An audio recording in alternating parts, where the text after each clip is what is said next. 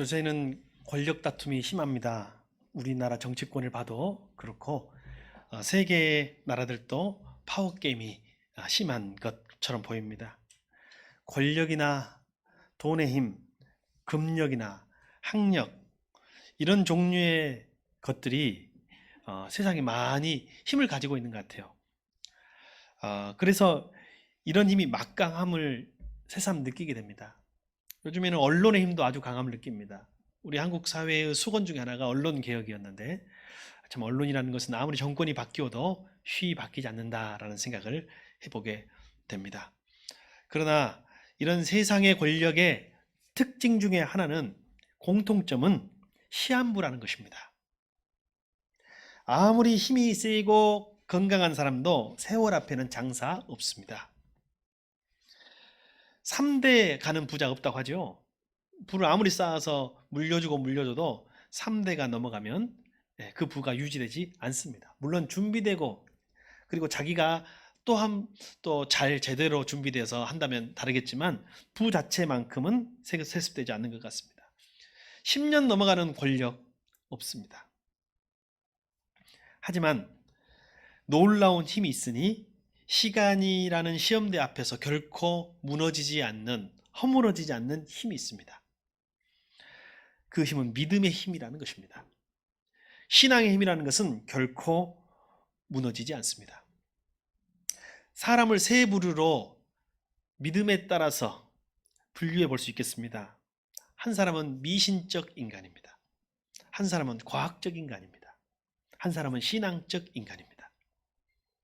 미신적 인간은 믿을 수 없는 것을 믿는 사람, 믿지 않아야 될 것을 믿는 사람, 비상식이나 몰상식적인 신념에 기초한 사람이 미신적인 사람입니다. 어찌 보면 유치한 믿음이죠.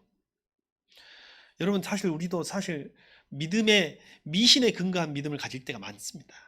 신앙생활을 오래 한 우리도 그렇고 심지어는 자기는 미신과 종교와 관계가 없다라고 말하는 많은 사람들이 삶의 습관 속에서 모습 속에서 미신적인 모습을 많이 보입니다. 오히려 종교 문제 또는 중요한 기독교라든지 여러 가지 중요한 종교에 대해서 다루는 것은 종교적 문제로 다루지 않지만 오히려 점쟁이나 무당이 텔레비전에 더 자주 요즘에는 출연하는 것 같습니다. 그리고 또 하나는 과학적인 인간입니다. 이 사람은 측량 가능하고 계산할 수 있는 것만 믿는 사람입니다. 요새는 이렇게 자기를 생각하는 사람이 많습니다. 그리고 이렇게 행동하는 사람도 많습니다. 지식과 기술 중심적인 인간이라고 할 수 있겠습니다. 그러나 이런 사람의 한계는 무엇이냐면 인간의 한계는 뛰어넘지 못한다는 것입니다. 자기 한계를 뛰어넘지 못하고 결국은 질병이나 그리고 자기가 견딜 수 없는 재난이나 죽음이나 이런 것에 무너지는 인간입니다. 마지막으로 신앙적인 인간입니다. 이 모든 사람은 미신적인 것을 넘어선 사람이에요. 과학도 인정합니다. 그러나 이런 사람은 인간의 한계를 뛰어넘는 하나님의 영역을 믿는 사람입니다. 인간의 한계와 이성이 미치지 못하는 초월적인 세계와 하나님의 능력, 영적인 능력을 믿고 받아들이는 사람이 있으니 이 사람이 바로 신앙적인 사람입니다. 경제학자인 존 밀은 이해관계로 모인 99명보다 믿음의 사람 한 사람이 더 강하다 했습니다. 주님이 찾으시는 바로 사람은 오늘 한 사람인 줄 믿습니다. 그 한 사람이 바로 우리인 줄 믿습니다. 감염병이 마지막 피크를 치고 있습니다. 미신적인 사람들을 많이 만들어냈습니다. 저는 문자를 하나 받았습니다. 그럴 것 같지 않은 과학적인 사람으로 보인 분으로부터 문자를 받았습니다. 목사님, 혹시 이거 진짠가요? 보니 코로나 바이러스에 특효가 된 여기 또 이해관계자들이 있을 수 있으니까 관계가 있는 어떤 약이었습니다. 약. 한방처럼 달여서 먹는 약이에요. 끓여서 먹는 약이에요. 아마 여러분도 뭐가 좋다더라, 뭐 말려서 먹이면 못 좋다 이런 이야기 들었을 거예요. 근데 아주 대대적으로 근데 저는 이제 처음 접했거든요. 그래서 제가 보니까 이렇게 보냈습니다. 이것은 믿음의 영역 같습니다. 믿고 먹어야지 이거를 과학적으로 근거는 없다는 거겠죠. 그래서 제가 그렇게 답을 보냈더니 이번에는 유튜브 강의 영상을 보내왔습니다. 그래서 보니까 한의사라는 한 사람하고 또 어떤 한 사람하고 그리고 은퇴하신 목사님, 예전에 부흥 강사로 유명했던 목사님이신데 아마 알 사람들은 다 아시라 생각합니다. 그분은 나와가지고 그 약초의 약에 대해서 굉장히 강조를 하는 것입니다.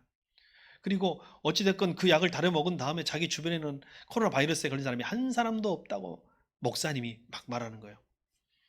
저는 길게 보지 않고 바로 그 대목에서 그냥 화면을 닫았습니다.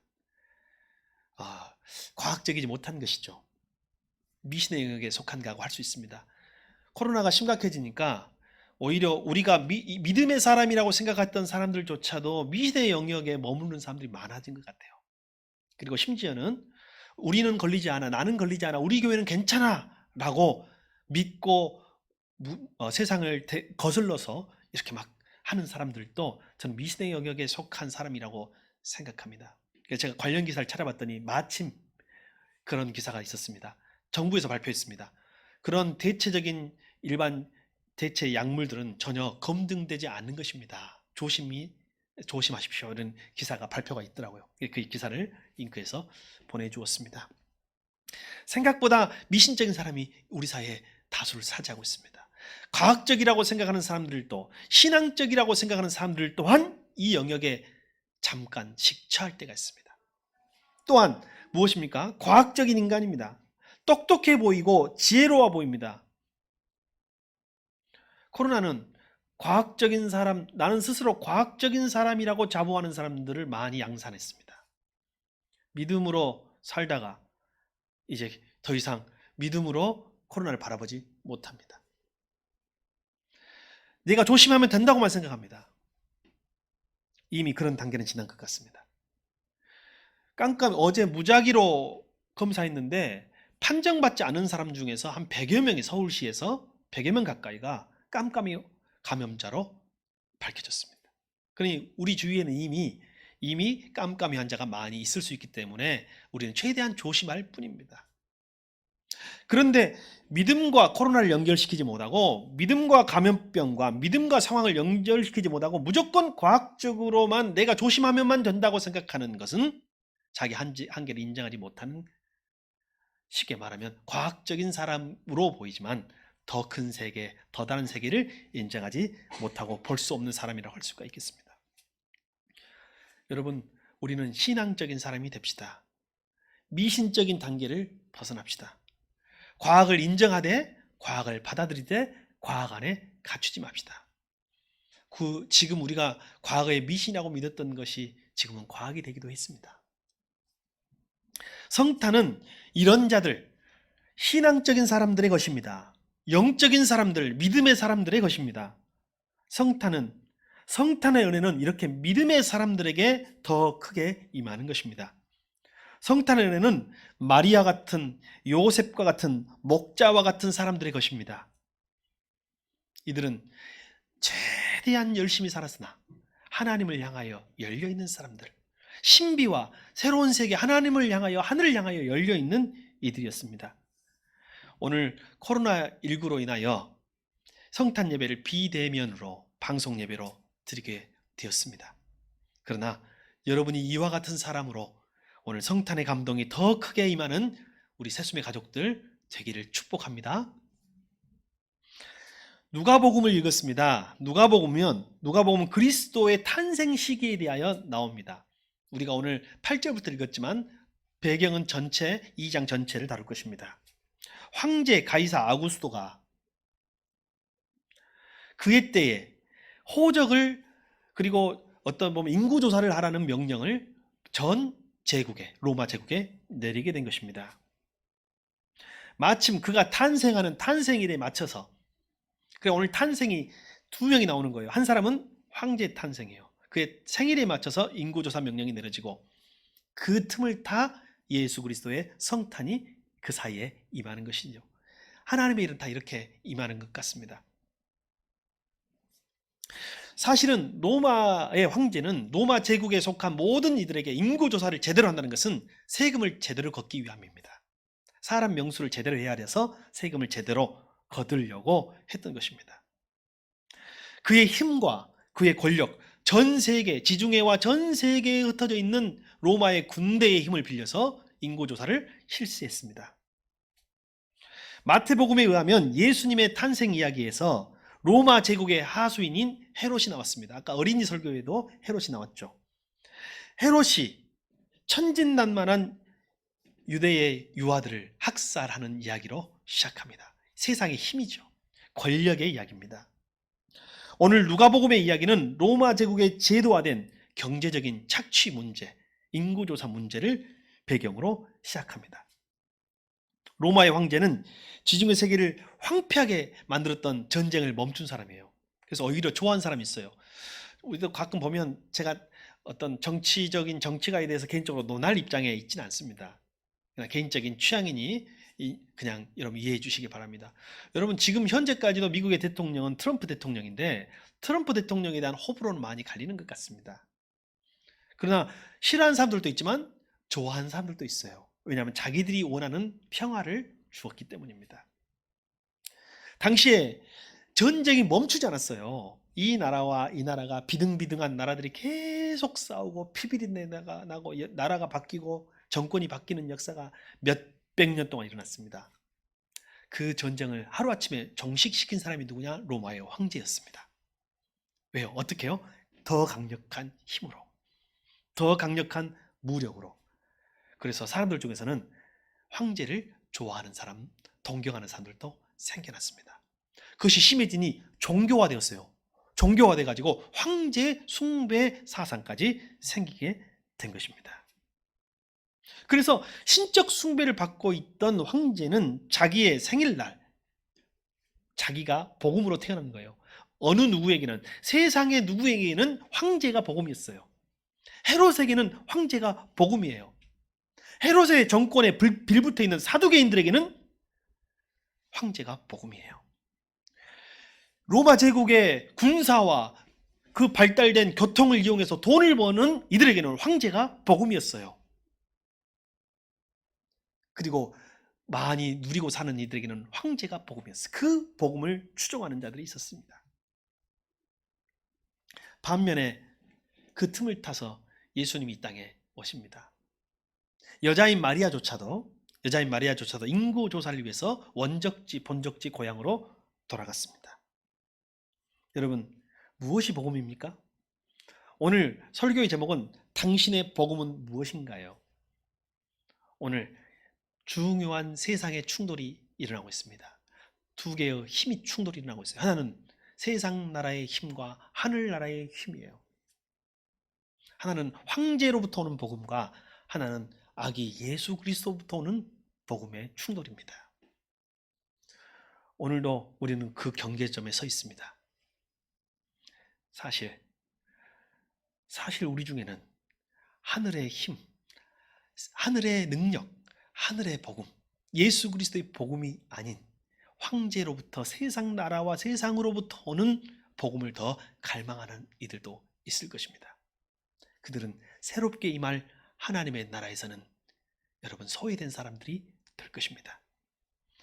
여러분 성탄에 앞서서 그리고 성탄절에 성탄 예배에 임하는 우리들은 오늘 이 세상에 충돌하는 힘, 세상의 힘과 하나님의 힘, 세상의 왕과 하나님 나라의 왕, 세상의 복음과 하나님 나라의 복음 사이에서 명확히 그 경계점을 볼 수 있어야 할 줄 믿습니다.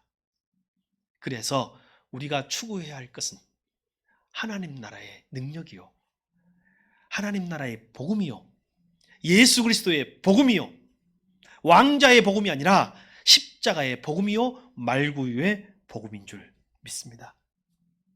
복음은 무엇인가? 복음서에 그것이 잘 기록되어 있고요. 그 복음서의 축약된 복음서가 오늘 누가복음 2장과 같이 바로 예수님의 탄생 이야기입니다. 탄생의 이야기는 예수님의 오심과 예수님의 왕권과 예수님이 어떤 분이시며 그분이 주장하고 그분이 이루어갈 하나님 나라는 어떤 분이시며 그 하나님 나라의 주인공이 누구인지가 다 기록되어 있어요. 그래서 이 탄생의 이야기는, 성탄의 이야기는 복음의 축약판이요, 복음의 핵심입니다. 예수님은 화려한 황실, 화려한 왕궁에 오시지 않으시고 예수님은 말구에 오셨어요. 이것이 복음이에요. 이것이 예수님이 말한 복음이에요. 황제가 말하는 복음은 큰 집, 좋은 집에 오시는 것입니다. 구유에 태어나신 아기 예수님을 세상의 구주라고 선언하고 있는 것이 바로 탄생의 이야기요, 오늘 복음의 이야기입니다. 예수님의 탄생은 소수 집권층들, 아까 말한 황제가 복음인 이들을 위해서 온 것이 아닙니다. 이미 기득권을 가지고 그 세상이 망하지 않기를, 옛 세상이 망하지 않기를 바라는 이들의 것이 아닙니다. 온 백성을 위한 큰 기쁨의 좋은 소식이 복음입니다. 누가복음 4장을 제가 한번 읽어드리겠습니다. 4장 18절부터 19절. 주의 성령이 내게 임하셨으니 이는 가난한 자에게 복음을 전하게 하시려고 내게 기름을 부으시고 나를 보내사 포로된 자에게 자유를, 눈먼 자에게 다시 보게 함을 전파하며 눌린 자를 자유롭게 하고 주의 은혜의 해를 전파하게 하려 하심이라. 예수님의 첫 번째 설교 메시지입니다. 탄생 이야기 안에는 이것이 담겨져 있습니다. 주님은 가난한 자를 위해서, 대다수의 권력자를 위해서 존재하고 세금을 위해서 존재했던 세상 황제의 권력이 아니라 한 사람의 병든 자를 고치는 권력, 가난한 자에게 한 끼 빵을 줄 수 있는 힘, 죄인들에게 영생을 줄 수 있는 힘, 그것이 복음이었습니다. 그래서 로마의 황제가 주는 그 평화를 팍스 로마나라고 부른다면 예수 그리스도가 주시는 하늘의 평강, 죄인들에게 주시는 하늘의 평강, 병든 자들에게 주시는 하늘의 치유의 평강은 팍스 크리스티라고 부를 수 있습니다. 복음서는 복음에 대한 이야기라면 오늘 탄생의 이야기는 복음서의 축소판입니다. 오늘 이 영광스러운 왕의 탄생의 증인들이 있습니다. 이 증인들이 하나님 나라의 주인공들이 됩니다. 누구였습니까? 등장인물이 들판에서 평범하게 양을 치던, 그리고 천사들을 만나 계시를 받았던 목자들입니다. 또한 증인은 임신한 몸으로 무리한 여행을 해야 하는, 혼전에 임신한 여자의 남편으로, 그러나 묵묵히 하나님의 역사 속에 처음부터 끝까지 함께 동참했던 멋진 남자 요셉입니다. 또 한 사람은 누군가요? 예수 탄생을 둘러싼 시작과 끝, 모든 것에, 그리고 십자가까지 함께했던 운명적인 여인 마리아. 어찌 보면 억울하고 어찌하면 가장 영광스러웠던 여인 마리아. 하나님 나라의 증인들입니다. 하나님 왕국의 증인들입니다. 그리고 이들이 새롭게 세워질 하나님 나라의 주인공들입니다. 저와 여러분은 어느 부류에 속하나요? 세상의 황제의 부류에 속하나요? 로마 군병의 부류에 속하나요? 헤롯의 부류에 속하나요? 헤롯에 빌붙어서 현실에 만족하며 사는 이들에 속하나요? 아니면 비록 이 땅에서는 아직 힘이 없지만 주님을 바라보며 주님의 영광을 사모하는 목자와 요셉과 마리아 같은 이들이신가요? 저와 여러분 오늘 초대합니다. 하나님 나라의 증인으로 여러분을 초대합니다. 말구유에 오신 예수님, 그 예수님을 세상에 알리는 증인으로 여러분을 초대합니다. 그리고 새롭게 다시 임하고 있는 하나님의 나라의 주인공으로 여러분을 초대합니다. 하나님은 2000년 전처럼 오늘도 이와 같은 주님의 일꾼들을 찾고 계십니다. 여러분의 복음은 무엇인가요? 다 복음을 찾고 있어요. 오늘날 가장 사람들이 원하는 복음은 백신과 치료제의 복음입니다. 그러나 여러분, 백신과 치료제가 온다고 해서 우리의 인간의 모든 문제가 끝나는 것이 아닙니다. 다른 전염병은 계속 있을 것입니다. 다른 재난도 계속 있을 것입니다. 그때 우리는 다시 미신적인 인간, 그때 누군가는 또 과학적인 인간, 그러나 우리는 여전히 신앙적이고 영적인 주님의 자녀로 살아가야 할 것입니다. 19세기에 아주 유명했던 복음성가 가수가 있습니다. 생키라는 분이에요. 생키. 당시에는 대부흥, 대각성 운동이 세계적으로 특히 미국에 일어났던 때입니다. 수많은 부흥 설교사들이 미국을 은혜의 도가니로 빠뜨렸고 사람들이 믿음으로 헌신하고 결단하며 그리고 미국이 가장 왕성하게 부흥했던 시기라고 할 수가 있습니다. 당시 그때의 부흥사들뿐만 아니라 부흥사들과 함께 동행했던 찬양가들, 요즘 뭐라면 복음성가 사역자들, 복음 사역자들이죠. 그들은 찬양과 간증으로 또한 한 시대의 부흥을 같이 쌍두마차처럼 이끌었던 분이세요. 생키라는 분이 너무 은혜스러운 찬양으로 많은 사람들의 가슴을 심금 울렸고 그의 인생과 그의 간증은 정말로 많은 사람이 힘이 되었습니다.